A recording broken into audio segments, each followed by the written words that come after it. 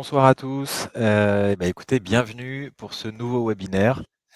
Ce soir, je suis accompagné de Andy qui représente, un bureau d'études structure, qui s'appelle Air Structure, que Andy va avoir la possibilité de nous présenter d'ici quelques minutes. Écoutez, je suis ravi de vous recevoir, une nouvelle fois. Pour ceux qui ne nous connaissent pas, donc, je suis Pierre, un des associés fondateurs de Mabrikimo. Avec Yannick, on a l'habitude d'animer notre communauté et de faire régulièrement ce type de webinaire avec un certain nombre de partenaires. Soit des partenaires que l'on connaît bien déjà depuis, maintenant un petit moment, et pour la plupart d'entre eux, des partenaires que l'on a testés sur nos propres opérations. C'est le cas avec Andy, on y reviendra, tout à l'heure en vous donnant quelques cas concrets de projets, et pour vous montrer un petit peu les limites de prestations et de missions d'un bureau d'études structure. Écoute, bienvenue Andy. Merci, merci de m'avoir invité Voilà, à ce enchanté webinaire. ouais, ravi de t'avoir avec nous. Bon, nous on se connaît maintenant depuis Merci. quasiment Quelque 2 temps. ans. D'ailleurs, pour la petite histoire, on a été mis en relation par un de nos abonnés, qui se reconnaîtra parce qu'il est probablement sans doute connecté ce soir aussi pour nous écouter, puisqu'il m'a écrit il y a 2 jours pour me dire qu'il allait le suivre attentivement, et que visiblement on était bien accompagné quand on se faisait accompagner par Air Structure. Alors Andy, avant de passer au concret, donc évidemment, petite D'accord. introduction, et après, je te donne la parole pour que tu te présentes, que tu nous dises effectivement, qui tu Mhm. es, comment on en arrive à monter un bureau d'études, structure comme tu l'as fait, il y a maintenant un petit moment, et globalement qui est, Air Structure, avant de passer au concret, et voilà, sur les différents exemples de projets, de missions et de prestations que tu peux faire pour, les opérateurs immobiliers. Voilà, nous, évidemment, c'est un sujet qui est important, puisqu'on fait appel à Air Structure, entre autres, sur différentes phases de nos projets. On reviendra tout à l'heure sur un exemple très concret avec une opération de surélévation qu'on a dans le 12e à Paris en ce moment. Mais effectivement, Andy et Air Structure nous accompagnent régulièrement dans le cadre de visites, notamment quand on est amené à visiter et à prospecter sur des immeubles en monopropriété. Puisque pour nous, c'est évidemment important d'avoir les yeux d'Andy à la fois au niveau des caves et des sous-bassements des immeubles, pour voir s'il n'y a pas de sujets structurels qui pourraient être mal appréhendés, et avoir raison d'une grosse partie de la marge prévisionnelle de l'opération. Donc voilà, donc c'est un sujet qui nous tenait à cœur. Ravi encore une fois, et dis-nous un petit peu, dis-nous Merci. un petit peu plus sur qui tu es. Moi, je suis Andy Vable. Ça se prononce Vable et pas Wable, hein. Bon, ça, Comme je le faisais au c'est, départ. c'est comme ça qu'on le prononce souvent, mais c'est Vable. Non, mais c'est pas grave, il n'y a pas de souci, je suis habitué.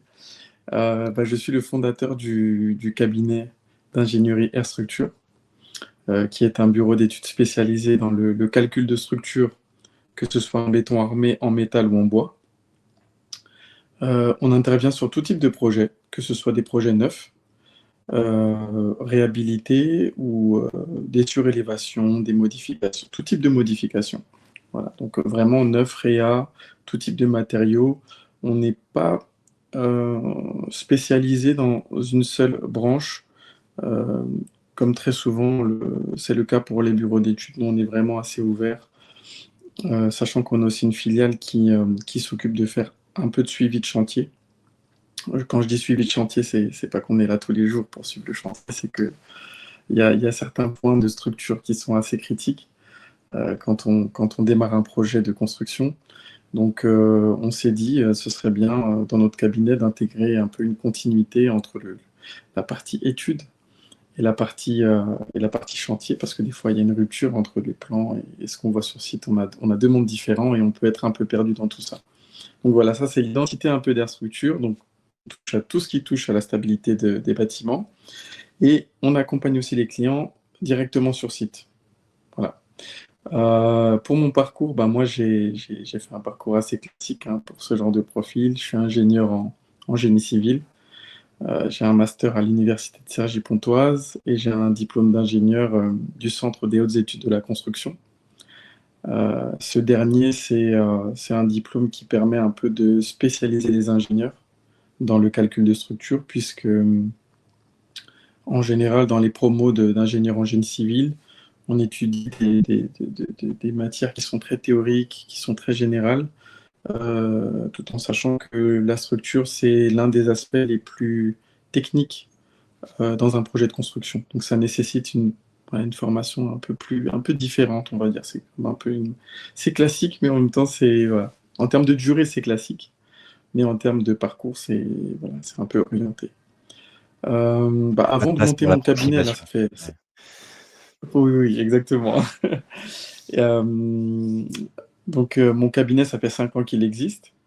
Avant ça, j'ai fait à peu près 5 ans chez Bouygues Construction. D'ailleurs, si on OK. a parmi vous qui nous écoutent, salut, chers anciens collègues. Et avant d'aller chez Bouygues, j'étais chez Artelia. Enfin, j'étais dans une branche d'Artelia qui s'appelait Oxitec et qui traitait plutôt des projets industriels. Donc, c'est des projets avec des contraintes assez spécifiques. On a des machines qui vibrent, on a des grandes cuves, on a des effets de vagues, que des moutons sur 5 pattes. Et c'est là-bas un peu, c'est lors de cette première expérience que j'ai le plus appris, puisque j'ai atterri dans une équipe d'ingénieurs très expérimentés qui, du haut de leur expérience, n'avaient pas accès au logiciel qu'on a aujourd'hui. Donc on faisait vraiment tout à la main, quoi. Les descentes de charges, les calculs, tout se faisait à la main. Et ça m'a permis de vraiment, je pense que c'est la partie qui m'a permis vraiment de maîtriser la discipline, en plus de mes études et de mon expérience. C'est vraiment pendant cette année chez Oxitec, Artelia, que j'ai vraiment pris conscience que tout ne se passe pas sur des logiciels, tout ne se passe pas derrière le bureau, mais les choses se passent sur le chantier. Et avant d'arriver sur le chantier, il faut bien comprendre quels sont les enjeux du projet. Donc voilà, ça c'est globalement au Mmh. niveau de mon parcours.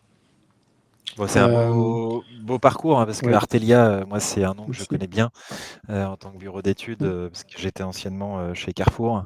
Alors on construisait des centres Mhm. commerciaux, donc c'était un autre domaine. Aujourd'hui, on surélève, des bâtiments d'habitation, mais effectivement, Artelia avait l'habitude en tout cas, était un des gros, Ouais. bureaux d'études référencés, chez Carrefour pour les extensions de nos centres commerciaux ou la construction de moyennes surfaces sur nos parkings. Et puis Bouygues, bon, bah, j'ai envie de dire un peu le parcours idéal, en tout cas pour un ingénieur, génie civil comme toi. Est-ce que tu peux nous en dire un petit peu plus sur, Air Structure? Donc en gros, si je résume, c'est 3 grands métiers, c'est toute la partie, conception, donc vraiment amont du projet, la C'est partie ça. exécution et qui est la deuxième phase et vraiment, le concret, et puis ensuite le suivi, donc chantier. Donc ça, c'est globalement les 3 grandes phases, projet, Il y en a pendant lesquelles, il y en a une petite Air juste Structure avant. accompagne. Il y en a une petite juste avant. Il y en a une toute petite juste avant, c'est la phase diagnostic. Donc c'est la phase que je vais vous présenter après parce que je vous ai préparé un petit document un peu orienté investisseur immobilier, revendeur de biens. OK. Mais c'est la phase diagnostic, ça permet de faire un petit état des lieux de la structure et de comprendre, voilà, quand on se présente pour acheter un bien, euh, sur quoi on doit porter notre attention, parce qu'on ne peut pas toujours être accompagné d'un ingénieur structure. Euh, donc voilà, ça va vous donner des petites clés, mais voilà, la toute première phase, c'est diagnostic. C'est déjà avant de réfléchir à comment on va construire, il faut déjà savoir est-ce que l'existant tient déjà avec son poids propre, et est-ce qu'il est en état d'équilibre pour assurer la suite, quoi. Donc Exactement. c'est ces 4 La phases-là, phase, c'est diagnostic, donc avec des sondages destructifs, du ferroscan, des choses comme ça. Conception, donc là on trace les grandes lignes, on fait les esquisses, on regarde un peu les compétences de l'entreprise avec qui on travaille pour adapter un peu les plans à leur savoir-faire. Ensuite, une fois qu'on s'est mis d'accord avec l'entreprise dans cette phase de conception, on passe à la phase exécution. Donc l'entreprise est d'accord pour les grandes lignes. Bah, du coup, on va produire tout ce qui est plan de coffrage, plan de ferraillage, note de calcul, qu'on va communiquer au bureau de contrôle, avec qui on va échanger, etc. Et la dernière phase, qui, elle, à la base, ne fait pas forcément partie des bureaux d'études, mais que nous, on propose, mmh, vraiment, c'est vraiment des points de passage clés au moment de construction du projet, où on n'avertit pas toujours de notre passage, avec l'accord du maître d'ouvrage et des encadrants, mais on essaye de passer pour s'assurer que, à certains points assez techniques, l'entreprise respecte bien les plans. Voilà. mmh. Et c'est bien de prendre un bureau d'études et de faire des beaux plans, mais c'est mieux si l'entreprise respecte précisément ces plans. Parce Ouais, que bah, tout se joue à ce moment-là. surtout pour ceux qui nous écoutent, hein, globalement, notre communauté, c'est en majorité les marchands de biens. Bon, on sait que quand on est professionnel de l'immobilier, que l'on construit, on étend, on surélève, et cetera, et cetera, on est quand même responsable, de pas mal de choses.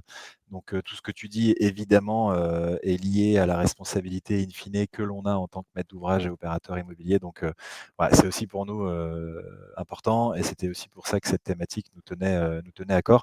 Alors, la phase de diagnostic, comme tu l'as rappelé, Mmh. évidemment, elle est a fortiori importante pour nous, marchands de biens, présents ce soir, puisque, bah, notamment sur certaines opérations, ton intervention lors de la phase diagnostic peut mettre en exergue un certain nombre de problématiques, comme je le disais en intro, qui peuvent avoir raison de la viabilité d'une opération. Donc, voilà, effectivement, à ne pas oublier. Est-ce que tu as un alors je vois pas ton support, si tu Oui. peux le partager, Alors j'ai un on va support, par l'afficher. contre je n'ai pas l'option, la petite option là qu'on a d'habitude, je ne l'ai pas. De Rester dans présenter le en bas, à ouais, côté de nos bah, visages justement, normalement, ou je sinon tu me je l'envoies vais et je le présente. ouais, alors ce que je vais faire, je vais te l'envoyer, ça va être plus simple, parce que j'ai pas du tout les mêmes options que j'ai d'habitude. Hop, je t'envoie ça tout de suite, ouais.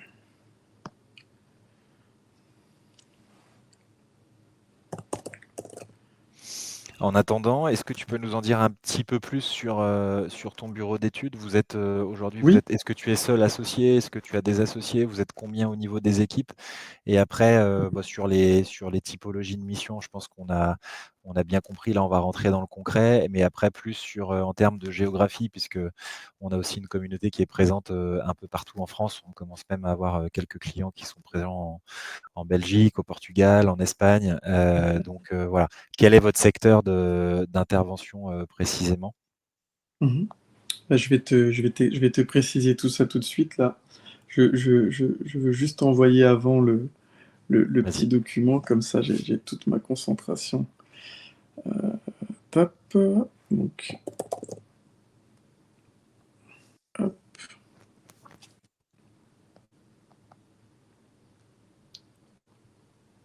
Bah, c'est les joies du direct, hein, des fois, et des logiciels qu'on utilise. oui, bah, là, c'est vraiment les joies du direct parce que pareil, hein, la présentation, je l'ai préparée bien, elle est assez méthodique, Ouais, mais je sais, je me ça m'a j'ai pas encore appelé forcément hier. répété parce que je maîtrise mon Alors sujet. alors, je l'ai reçu. Vas-y, si tu peux nous en dire un petit peu Ouais, plus le temps que je la télécharge et que je la oui, diffuse. parfait. Oui, donc bureau d'études Air Structure, donc en Île-de-France, on est 4, donc c'est principalement la partie, moi je suis, associé unique. En France, on est 4, donc c'est principalement sur la partie ingénierie.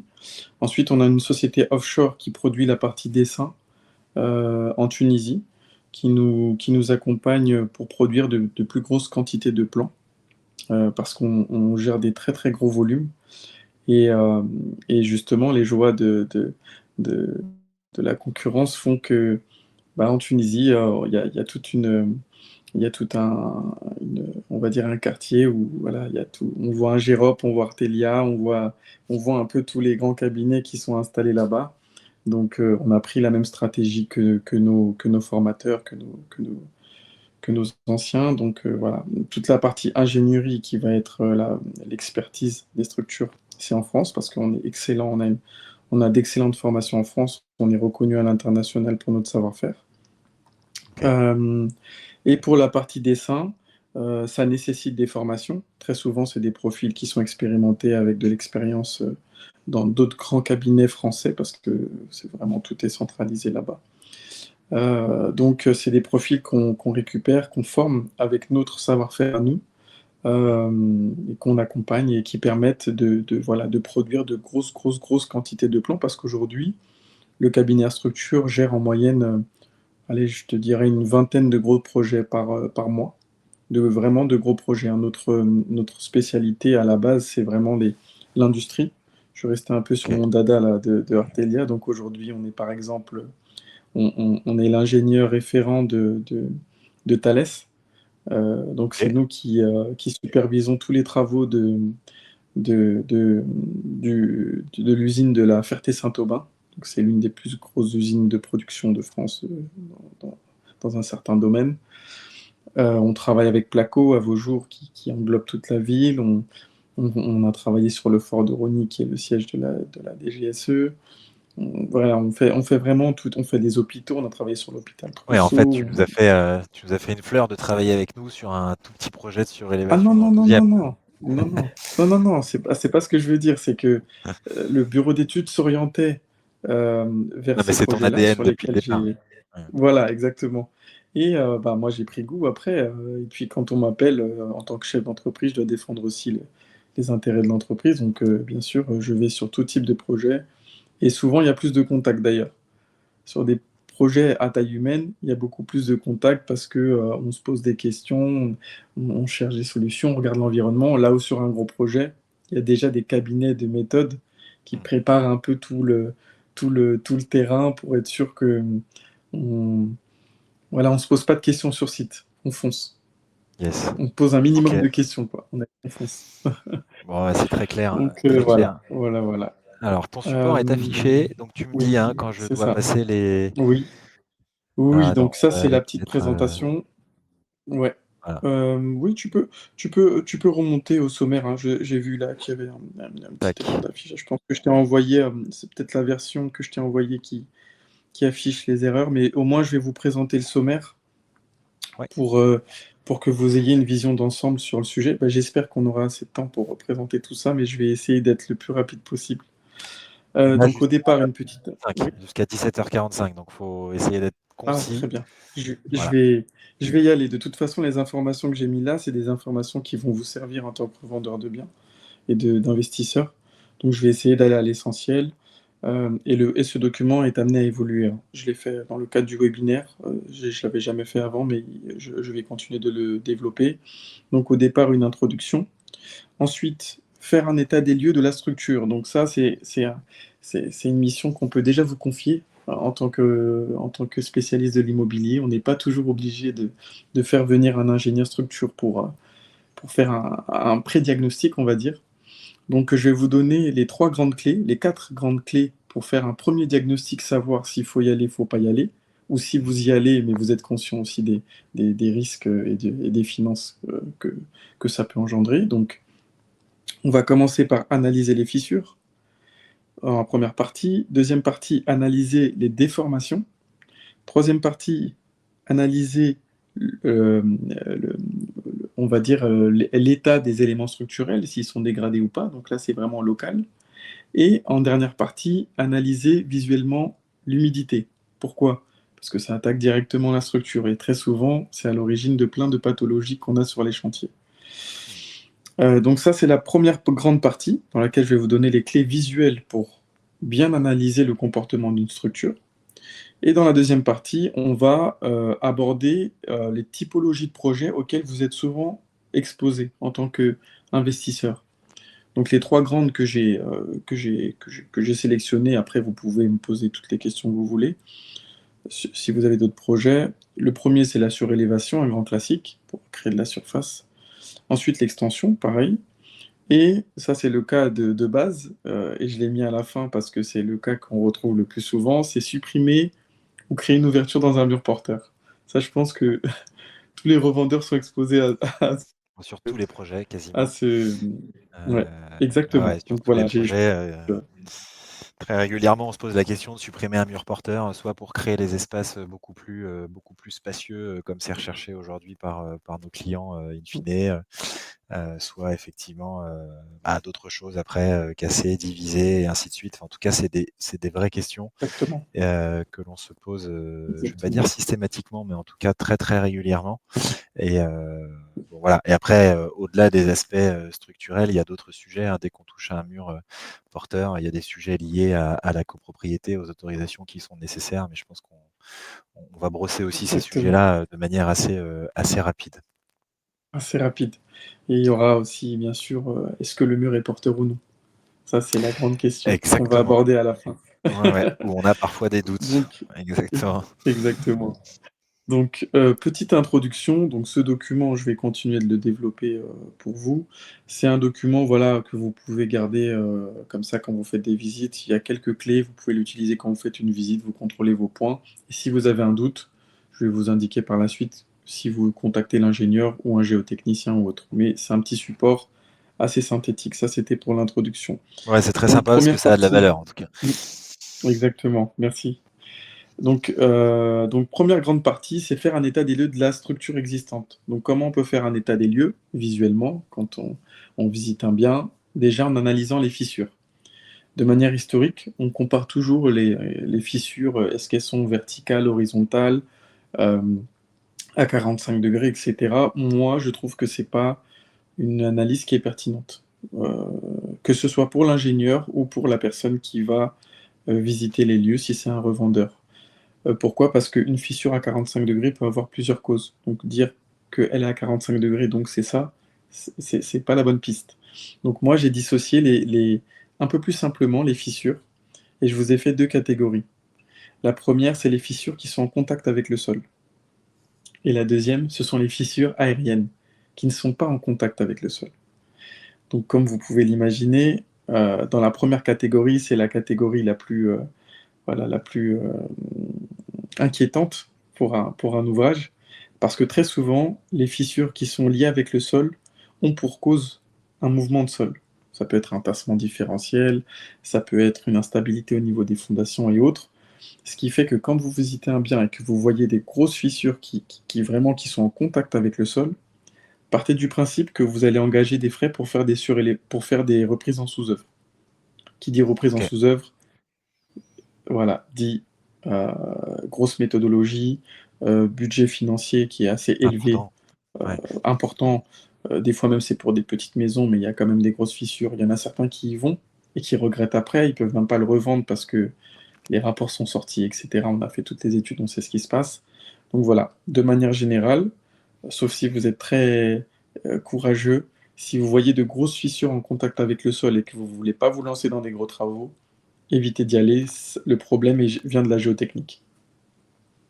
Voilà, Ok. donc ça c'est la première catégorie. Donc voilà, c'est ce que j'ai répété en bas. Donc tassement différentiel, sol instable, mauvaise portance du terrain, conséquences, mouvement structurel, risque d'aggravation rapide, stabilisation difficile, sans travaux lourds. Donc voilà, première Ok. catégorie, on peut passer à... Bon, donc ça c'est Sauf clair. si vous avez des Warning. questions. Red Voilà, flag tout de suite, voilà, fissures importantes voilà. qui vont en contact avec le sol. C'est voilà. Alors sauf si c'est vraiment un coup d'enfer où on achète à l'euro symbolique, donc ça n'arrivera pas. Donc Voilà. globalement, fissure en contact avec le sol, red flag, passez votre chemin. Pour résumer. Exactement. Sauf si vous avez le budget et que vous êtes vraiment sûr de votre coût, bah allez-y, mais sachez que vous vous engagez Mais dans c'est du souvent temps, quelque c'est des chose de... démarches, c'est long, c'est derrière il y a forcément un financement, qui dit financement et dit long, dit portage d'intérêts importants. Enfin bref, faut vraiment pas acheter cher pour que, Exactement. in fine, il y ait une rentabilité au projet, quoi. OK. Voilà. Donc c'est ce Et que je vous ai mis juste au-dessus. Si tu peux revenir juste au-dessus, yes. Hop. dans recommandations. Donc je vous ai mis, si vous vous êtes persuadé que le bien, vous voulez y aller, faire intervenir d'abord un géotechnicien, parce que là c'est son affaire à lui si c'est en contact avec le sol. Si vous avez des doutes ou vous n'êtes pas sûr de vous, c'est ce que j'ai mis, ne pas investir. Bon, j'ai simplifié comme ça, mais ça veut dire, je vous déconseille de y aller, mais Mmh. c'est mon point de Bon vue à après moi. là on dit Mm. encore une fois, on est très orienté, Mm. porteur de projet, promoteur rénovateur, marchand de biens et cetera. Mm. Hem, Là, c'est des thématiques qui sont, en tout cas, y compris pour la culture générale, de manière générale, immobilière, on va dire. Enfin Mhm. moi, en tout cas, que je considère hyper important. Donc c'est pareil, hein, on est tous, personnes physiques avant d'être une personne morale au quotidien dans son métier. Et donc, bah, c'est pareil, c'est des tips. Typiquement, si, vous habitez une maison et que demain vous avez des fissures apparentes en contact avec le sol, voilà, vous aurez au moins les tips et vous savez à peu près, Ouais, que ça peut être important, ça peut être grave, ça peut être lié à des sujets de portance de terrain et cetera et donc probablement des démarches, des études et un certain nombre de choses à engager. OK, deuxième exactement. typo, les Deuxième fissures aériennes. typologie que j'ai généralisée, c'est toutes celles qu'on décrit en général, 45 degrés horizontal, vertical. C'est très difficile de définir la cause, mais globalement, c'est des sujets souvent, sauf quand elles sont en contact avec le sol, que vous pouvez traiter de manière locale. Donc, que ce soit dans les angles de fenêtres, au niveau des linteaux, que ce soit à l'horizontale sur une façade, très souvent, c'est des arrêts de coulage, ce sont des petites lézardes au niveau des fenêtres, ce sont des petites choses qu'on peut reprendre avec des travaux courants. Donc ça n'engage pas beaucoup de frais. Euh, N'ayez pas peur si vous avez des fissures aériennes qui ne sont pas en contact avec le sol et que le projet est intéressant parce qu'on peut toujours faire quelque chose pour ce type de fissure. Donc OK. voilà, c'est ce que j'ai mis là. J'ai mis quelques origines courantes qu'on peut donner aux fissures, si pour les personnes que ça intéresse. C'est si vous voulez savoir à peu près d'où ça vient. Il y en a certaines qui sont liées à la différence de matériaux. Par exemple, vous avez une fissure qui est toute droite à l'horizontale, bah, vous savez que c'est l'arrêt de coulage avec le plancher, et c'est 2 matériaux différents qui sont en contact. Des fois, vous en avez à 45°, ça peut être un tassement aussi, hein, mais très souvent, c'est pas le cas. C'est lié à bah voilà, c'est ce que j'ai mis. Il y a un cisaillement ou affaissement partiel. Indique une OK. redistribution anormale des charges. Donc voilà, c'est souvent on va dire une intervention qui est locale. Donc n'ayez pas peur. Faites juste appel à un bureau d'études, on passe sur site, on regarde et on va définir la cause précise sans la, sans sans l'inventer sur la base d'un angle ou d'une horizontalité ou autre, quoi. Mmh. Bon, après, il y a aussi des on est là aussi pour se faire peur parce qu'en général, Mm. le fait de se faire peur fait, en tout cas la conséquence de ça, c'est que souvent on prend des précautions et donc on fait les choses dans le bon ordre et de manière correcte, on va dire, alors que Mhm. parfois on aurait tendance à pas les faire. Et être confronté à des problématiques. Voilà. Évidemment, des fois, il y a aussi des fissures, bah, typiquement horizontales, qui sont, plus sur la surface du bâtiment et pas en contact avec le sol. On peut acheter un actif, on peut avoir des fissures, on peut faire des travaux à l'intérieur de l'actif, revendre l'actif, conserver ses fissures sans forcément faire intervenir qui que ce soit. Et c'est pas pour autant que, voilà, il y a une problématique majeure. Donc, voilà, c'est bien d'être bon élève. Après, c'est pas parce qu'on a une petite fissure que forcément faut faire, intervenir quelqu'un. Voilà, après il faut peser le pour et le contre. Évidemment, si on a une C'est ça. fissure horizontale, tous les 2 mètres sur la façade et de chaque côté, notamment sur chacune des façades de la maison, bah, là forcément il y a des choses Mm. à faire de manière plus approfondie. Hop, OK, ouais. donc 2 typologies, Donc voilà, verticale et aérienne. c'est ça. Donc pareil, conséquence, relève de défauts structurels locaux. Donc du Mmh. coup, on peut intervenir assez facilement dessus. Donc leur gravité dépend de leur ouverture aussi. C'est-à-dire que si vous avez une fissure qui fait 2 millimètres d'épaisseur ou une qui fait 2 centimètres, bon, ce ne sera pas les mêmes types de reprises, quoi. Mais bon, ça, c'est à l'ingénieur de, de faire des préconisations par la suite. Mais globalement, pour cette partie-là, n'ayez pas peur. Faites-vous juste OK. accompagner et voilà. Et se faire accompagner, c'est pas forcément demander un devis. Ça peut être aussi envoyer des photos, demander un avis.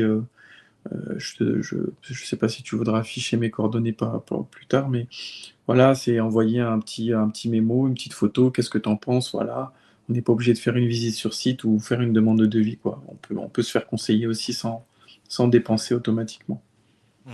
Bah, ça, c'est un point important Voilà. parce que c'est vrai que et c'est souvent lié au fait que les uns ou les autres ne font pas appel à un bureau d'études parce qu'ils se disent: «C'est une dépense supplémentaire dans mon bilan, c'est un peu moins Mm. de marge, donc je vais le laisser passer et puis on verra, je pense qu'il y aura pas de problème», voilà, on Mm. croise les doigts et ça se passe bien, puis le jour où ça se passe, pas très bien, donc c'est bien à dire, parce que c'est vrai Mm. qu'aujourd'hui, dès qu'on bouge le petit doigt ou qu'on demande un conseil, on a l'impression que plus rien n'est gratuit et tout est payant. Mm. Donc pour une fois, voilà, qu'on a un bureau d'études qui nous dit: «Bah, sollicitez-moi pour avoir un avis et je vous le ferai, gratuitement», c'est plutôt pas mal et évidemment, bah, j'attendais que tu le dises, mais on affichera tes coordonnées et je vais le mettre, Très aussi bien. dans le chat, donc tout le monde les aura. Alors, Parfait. Ajoutez juste ma brique si vous m'envoyez un WhatsApp. oui, c'est Comme ça, je important au sais moins que que voilà, comme ça Andy que je sache sais que que je dois ça vient de répondre chez nous. rapidement. C'est sympa. Donc, deuxième catégorie, donc les fissures, on les a un peu balayées grossièrement. Deuxième catégorie, ce sont les déformations. Donc, vous avez à la fois les fissures, mais vous pouvez avoir des planchers qui fléchissent, vous pouvez avoir des murs qui flambent. Et c'est ce sujet qu'on va traiter dans cette deuxième partie, parce que c'est la deuxième grande partie on va dire, de la phase diagnostique. Donc, concernant les planchers, ce qu'il faut savoir, c'est que si vous avez une flexion, on va dire qu'on a des portées courantes de 6 mètres, un peu comme sur tous les bâtiments, de plus de 2 centimètres. La flèche, c'est vraiment la distance entre le point d'appui. Est-ce que tu peux aller à la slide suivante? J'ai mis un Ouais, petit schéma bien qui va sûr. nous indiquer des petits. Voilà. Donc vous voyez au niveau du 1, si vous mesurez la hauteur sous le plancher au niveau du 1 et que vous la comparez avec la hauteur au niveau du 3 et que vous avez 2, 3 cm, 4 cm, il faut partir du principe que vous allez devoir refaire le plancher. Pourquoi? Parce que la flèche, elle a été dépassée. Si vous avez 1 centimètre, allez, on peut rattraper 2 centimètres, on peut encore rattraper, mettre des profilés par en dessous, mettre une structure, faire une petite reprise et rattraper. Mais quand le plancher est trop fléchi, on ne peut pas venir le renforcer. Donc il faut le déposer et en recréer un nouveau. Donc quand vous faites vos visites, je sais que c'est très difficile parce que le sol n'est pas toujours droit, mais essayez de trouver un moyen de mesurer un peu la hauteur sous plafond au niveau des appuis, au niveau des murs, et mesurer là aussi au niveau de la travée. Et vous comparez, si vous avez 2,45 ici à mi-travée et que là vous avez 2,50, ça veut dire que vous avez 5 cm de flèche. Bah, partez du principe que vous allez devoir reprendre complètement votre plancher. C'est un petit indicateur qui est très OK. simple, que vous pouvez mesurer avec un mètre laser assez facilement sur site. Donc voilà, vous mesurez le 1, vous mesurez le 3 au niveau de la hauteur, vous regardez, si ça dépasse 2 cm, soit vous appelez l'ingénieur, bah, soit vous investissez pas et vous passez au sujet. Et vous passez au sujet suivant, mais, bon, je pense Non, mais que. important, petit tips, Ouais. supplémentaire, ça c'est Mm. accessible évidemment à tous, c'est des choses qu'on Mm. regarde lors d'une visite donc voilà, on le fait pas forcément.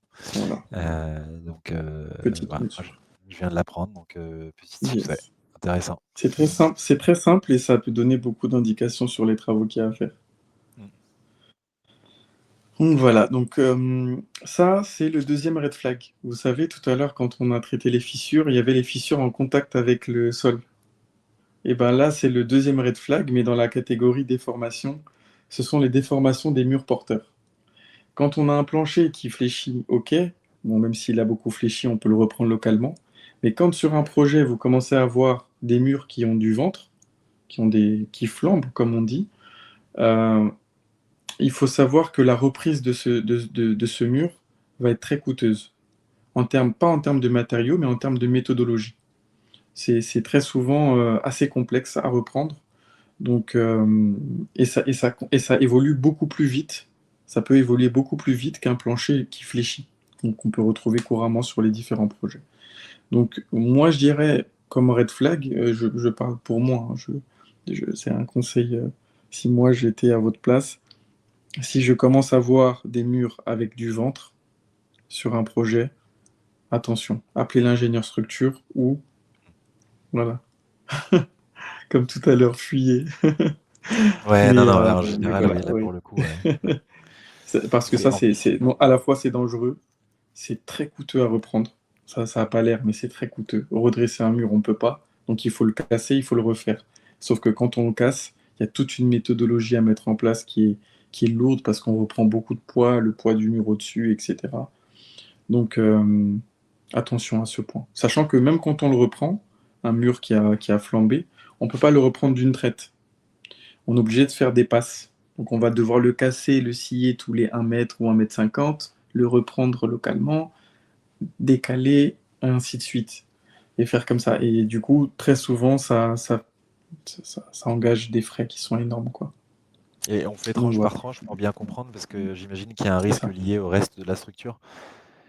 Tout à fait. C'est qu'il Ouais, y a trop de poids qui arrive au-dessus et on ne peut pas décompresser la structure d'un coup avec tout le poids qui arrive au-dessus parce qu'on a OK. un risque d'effondrement, donc on intervient de manière locale. Et très souvent aussi, ce qui se passe, c'est que nous, quand on fait des études de reprise de murs comme ça qui ont flambé, on fait une méthodologie par passe, mais l'entreprise qui vient sur place, elle n'a pas le temps. Donc elle va dire oui, moi j'ai déjà fait la maison de machin et j'avais tout cassé, ça avait tenu. Et bah, du coup, ils ne respectent pas la méthodologie et puis Ouais, bien sûr. ça peut engendrer Conditions d'autres choses. Donc d'entretien, ouais. voilà, OK. c'est ça. Donc attention, faire très attention à ce sujet-là, un peu comme au départ avec la fissure qui est en contact avec le sol. Quand vous investissez, attention au ventre sur les murs.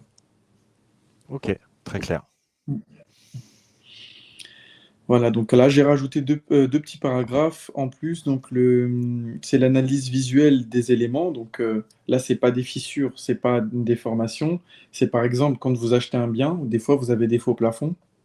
N'hésitez pas à soulever les faux plafonds, à les retirer localement si le vendeur est d'accord, pour regarder un peu l'intégrité des éléments. Par exemple, vous pouvez avoir, si tu passes la slide d'après, Je Ouais. crois que j'ai mis quelques photos. Voilà, des fois dans les faux plafonds, vous pouvez avoir des poutres qui sont corrodées, des solives qui sont attaquées avec des mites ou voilà, des xylophages qui viennent attaquer la section de la poutre. Des petites choses qui sont cachées derrière un doublage. Donc ça, c'est pas une fissure, c'est pas une déformation, c'est plus une petite inspection où n'hésitez pas à retirer un peu de placo, un peu soulever un faux plafond, aller voir un peu comment se portent les éléments, même s'ils sont pas fissurés, même s'ils sont pas déformés. Ok. Ça peut vous donner pas mal d'indications sur ce qu'il y a à faire, quoi. Mais dans ce cas-là, ou si vous n'avez pas de fissuration, vous n'avez pas de déformation, ce qui est bien, c'est que vous pouvez déjà vous dire que les travaux qu'il y a à faire, ce seront des travaux de renforcement. Il n'y aura pas tout à reconstruire. On va juste venir renforcer avec des moisages les sections. C'est des travaux qui sont assez courants, qui sont pas trop complexes. Donc, c'est pas inquiétant, quoi, de voir, C'est un moindre mal, ouais. Ouais, ouais, c'est ça. voilà, de voir des sections comme on voit sur les photos, c'est pas un problème. Bon, et puis après, enfin, le message qu'on doit passer aussi, c'est pas dès qu'il y a le moindre problème, fuyons. On est quand même là en tant Mm. que professionnel de l'immobilier, donc Mm. c'est notre rôle Ouais, d'acheter des biens sur lesquels il y a des travaux aussi à faire. C'est pour ça qu'on les achète à des prix décotés. Donc c'est aussi pour ça qu'on fait ce exactement. genre de webinaire avec des spécialistes, pour vous donner justement les bons tips, la bonne analyse à avoir, pour justement faire en sorte que nous, demain, on puisse être en mesure et avoir confiance d'aller sur un projet, alors que d'autres n'iraient pas potentiellement. Et c'est ce qui fait qu'on aura plus de projets que d'autres, sans forcément se dire que ça va coûter une fortune, c'est insurmontable, on fera Mm. pas de Mm. marge, etc., Non. etc. Voilà, si on est là pour acheter des biens sur lesquels il n'y a rien à faire, on n'est pas marchand de biens, je Ouais, pense. c'est Même si ça peut arriver, on parle souvent des flips, mais bon, si tout le monde arrivait à faire 10 ou 15 flips par an, ça se saurait et tout le monde ferait du marchand de biens. Donc, non, non, ok. Intéressant, intéressant, voilà. Donc, intéressant. vous avez même sur les deux red flags que j'ai prononcés tout à l'heure, donc les fissures en contact avec le sol et puis les murs qui flambent. Mmh. Bon, quand je dis n'investissez pas, c'est pas, c'est un peu humoristique, hein. Ce que je dis, c'est plus préparez-vous à avoir des travaux de reprise qui sont conséquents. C'est plus ça que je veux dire. Bien sûr. C'est si vous n'avez pas prévu de mettre un gros budget de travaux, n'allez pas dans ce type de projet, quoi. C'est plus lié au budget. Mais bon, c'était une Yes. petite parenthèse. Donc voilà, donc ça c'est l'humidité, l'état d'intégrité des poutres. Voilà, donc on va passer au deuxième grand paragraphe maintenant. Est-ce que tu peux remonter juste Pardon. au-dessus Hop là, encore? ouais. Ouais, voilà. Donc les trois typologies. Donc là c'est le deuxième grand paragraphe. On a vu avant un peu de faire un état des lieux du projet, les fissures, des formations, et, l'humidité. Maintenant, on va regarder un peu les projets types, donc surélévation, extension et puis ouverture d'un mur porteur. Donc le premier cas, c'est la surélévation. La surélévation, je pense que c'est les travaux avec les ouvertures dans les murs qu'on fait le plus, parce que gagner de la surface, surtout à Paris et autres, ben, on crée de la surface, donc on apporte une grosse valeur au bien. Mmh. Le gros enjeu d'une surélévation, c'est d'éviter les reprises en sous-œuvre. C'est-à-dire, si vous partez sur un bien sur lequel vous décidez de faire une surélévation, mais que vous devez reprendre toutes les fondations pour encaisser ce poids que vous rajoutez, vous pouvez, comme tout à l'heure, ce que je disais, c'est rentrer dans des travaux qui sont vraiment conséquents. Parce que reprendre, surtout quand on est en mitoyenneté, reprendre les fondations d'un bâtiment en sous-œuvre, c'est très complexe. En plus, il faut faire appel à un géotechnicien, le bureau d'études. Le géotechnicien, il peut très bien vous dire, bah attention, ici il va falloir que tu mettes des pieux. Donc voilà, le prix, le prix des travaux il augmente. Donc voilà, je pense que sur ce type de bien, avant de se positionner, c'est très intéressant de faire une analyse géotechnique. C'est-à-dire de voir avec le vendeur si on peut caser je ne sais pas si c'est faisable, hein, moi je parle en tant qu'ingénieur structure, mais de faire une petite analyse des fondations parce que vous pouvez vous retrouver avec un projet sur lequel vous ne pouvez pas rajouter ce poids supplémentaire. Et vous ne le savez pas. Vous allez contacter une entreprise, ils vont vous faire les travaux, mais derrière il y a le moindre problème, il n'y a aucune assurance qui va vous suivre parce que vous n'avez pas le rapport géotechnique, vous n'avez pas les études qui permettent de faire cette surélévation. Donc Voilà, un ça point clé dépend, de... Ouais. ouais, ça dépend des cas. Ce que tu dis, c'est vrai qu'en tant qu'opérateur immobilier, parfois dans la négociation, alors ça dépend la globalité du projet. Si demain le projet, c'est, je sais pas, une vente, de droit à construire, par exemple, ou un dernier étage avec potentiellement, une possibilité de surélever parce qu'on se dit que c'est une dent creuse et cetera et donc on sait que les dents creuses, il y a eu un épisode dent creuse à Paris où ça a fait rêver beaucoup d'opérateurs immobiliers. Bon, c'est pas si simple que ça. Déjà premièrement, et c'est ce qui intéresse beaucoup qui nous écoutent pour trouver une rentabilité, à la densification d'une dent creuse à Paris.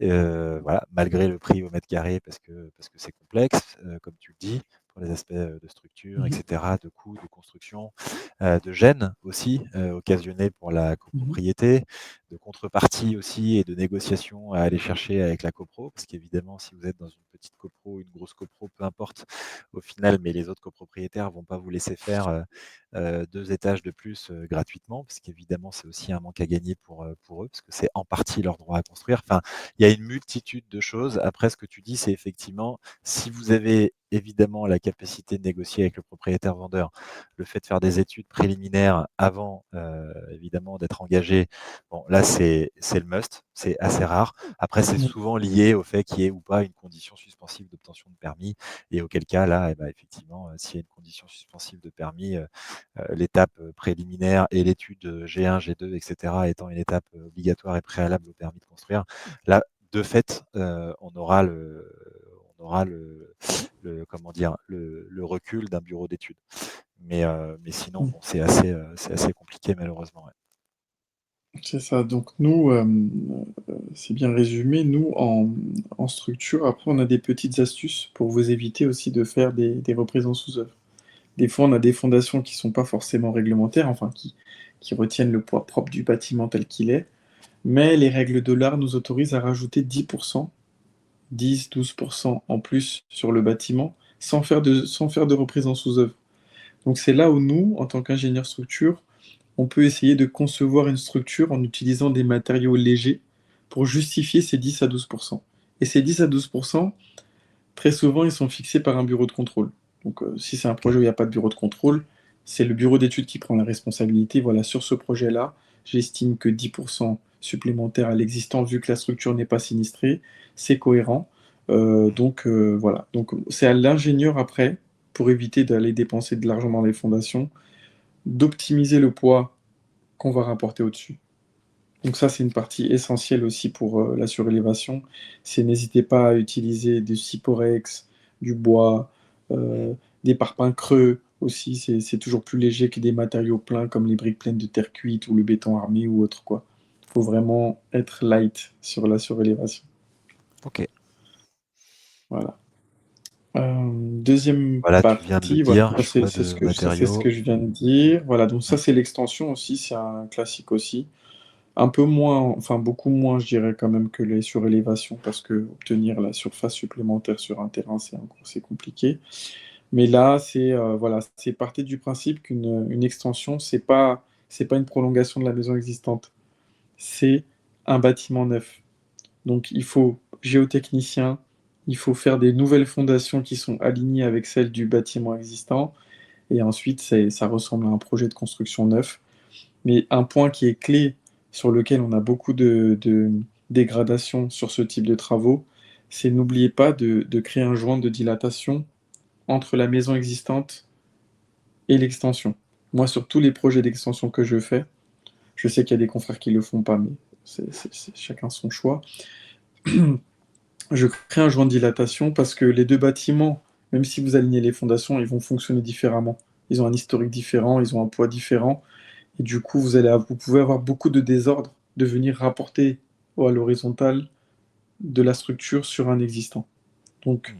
recréez-le comme un bâtiment accolé, neuf, mais évitez de rapporter des charges ou de créer des liaisons entre les deux. Ça, c'est un petit conseil, voilà, si vous avez ce Ok. genre de cas. Voilà.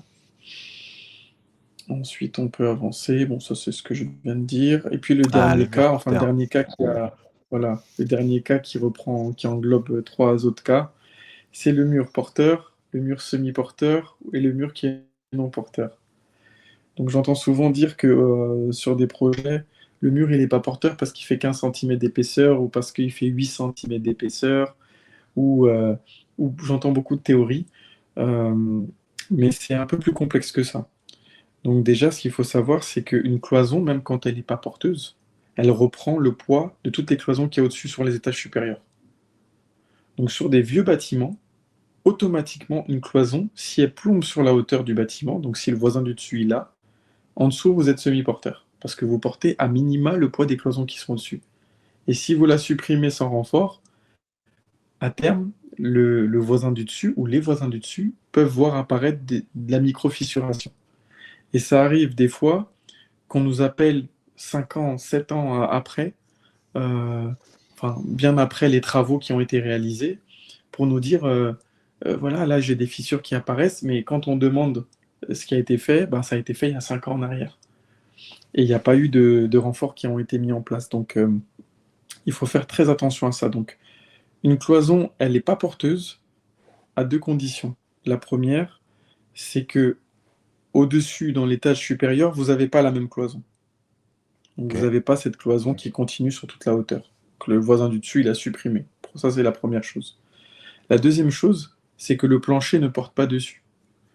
Avant, quand ils construisaient, ils n'avaient pas les mêmes réglementations qu'aujourd'hui. Donc très souvent, ils faisaient porter les planchers en perpendiculaire aux cloisons. Ce qui fait qu'avec le temps, quand le bâtiment il bouge, eh ben, les cloisons, elles sont sollicitées. Donc ça devient semi-porteur.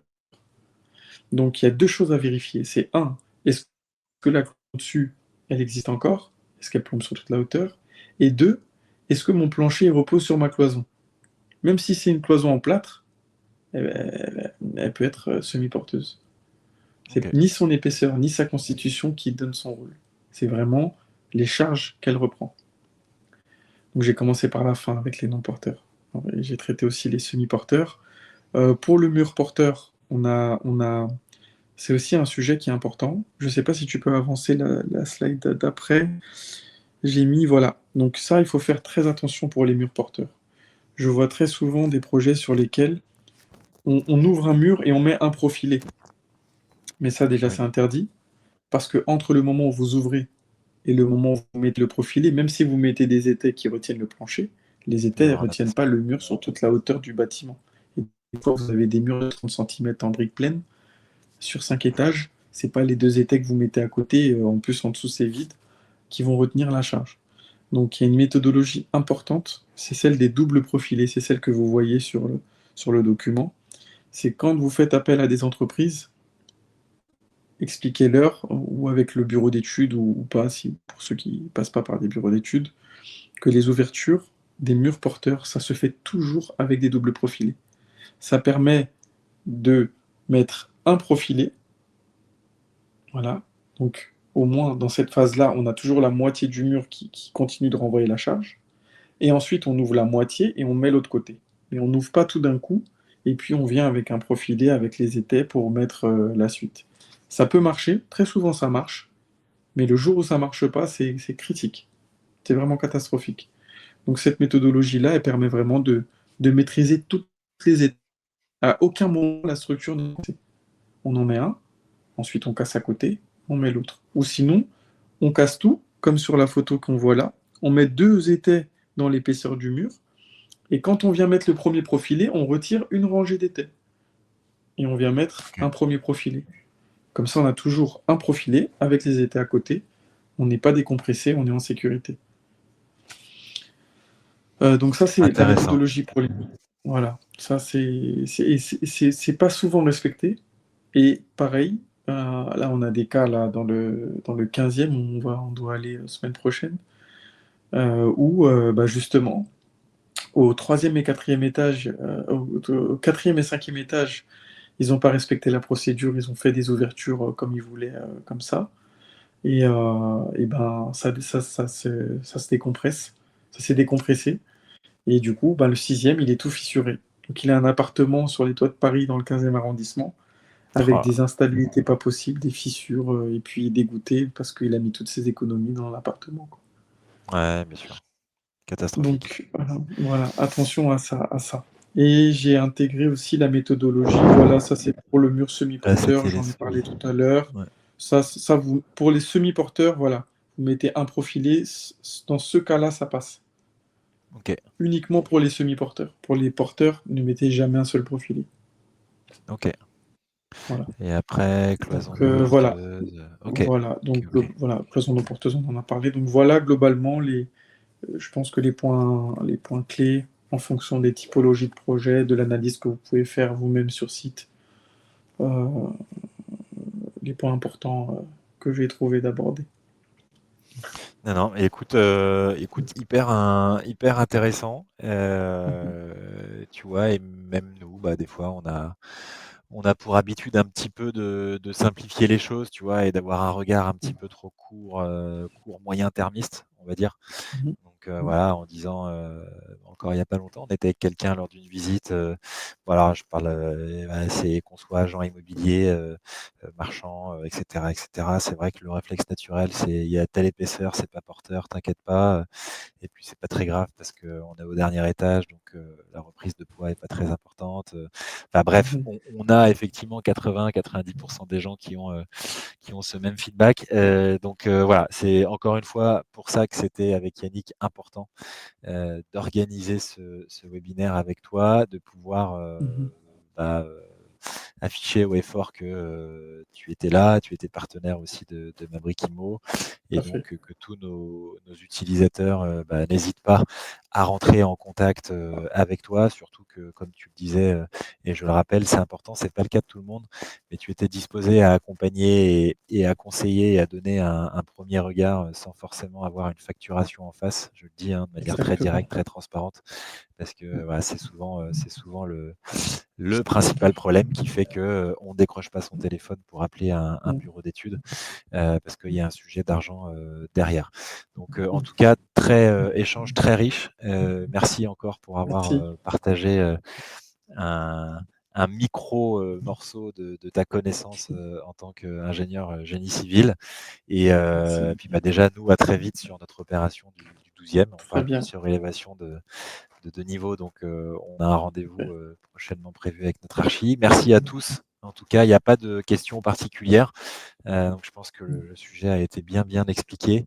Donc voilà, merci encore une fois Très bien. Andy. Je me suis permis, comme tu Merci à l'as vous. proposé tout à l'heure, Mm. de mettre ton contact, Très bien. contact@airstructure.fr, et ton numéro de Mhm. portable qui est aussi sur ton site. Donc n'hésitez pas à rappeler que vous venez de la part de Mabrikimo. Merci pour votre Tout à présence ce fait. soir et on se retrouve très vite pour un prochain webinaire. Merci, bonne soirée à tous. Merci à Au vous. revoir. Merci. Salut Au Andy. revoir. Bye bye. Salut.